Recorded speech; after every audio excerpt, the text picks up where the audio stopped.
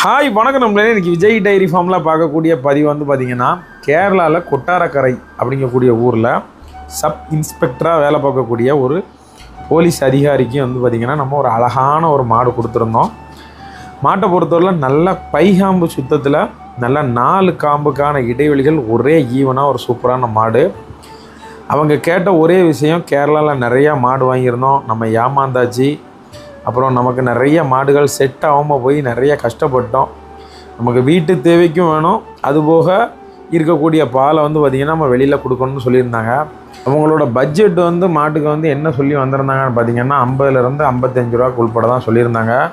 அவங்களுக்கு வண்டி வாடகை எல்லாம் சேர்த்தே அந்த பட்ஜெட்டோடு நம்ம வந்து பண்ணி கொடுக்குற மாதிரி பண்ணி கொடுத்துட்டோம். கிட்டத்தட்ட கேரளாக்குங்கும்போது வந்து பார்த்திங்கன்னா கண்டிப்பாக டிரான்ஸ்போர்ட் வந்து பார்த்திங்கன்னா 6000-7000 ரூபா வர மாதிரி வரும்.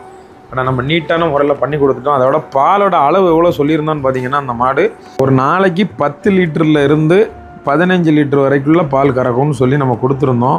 கிட்டத்தட்ட அவங்ககிட்ட 15 லிட்டருக்கு மேலே கறக்கும். ஆனால் நீங்கள் 12 லிட்டருக்கு பயப்பட வேண்டாம், அவ்வளோ கறக்கும்னு சொல்லியிருந்தோம். அதே அவங்களுக்கு சந்தோஷம். ஏன்னா இந்த மாடை கறந்து முடிச்சுட்டு அவங்க விற்றாலும் என்றைக்குனாலும் சரி தான் 30,000லேருந்து 35,000 ரூபா மாடு விற்கும்.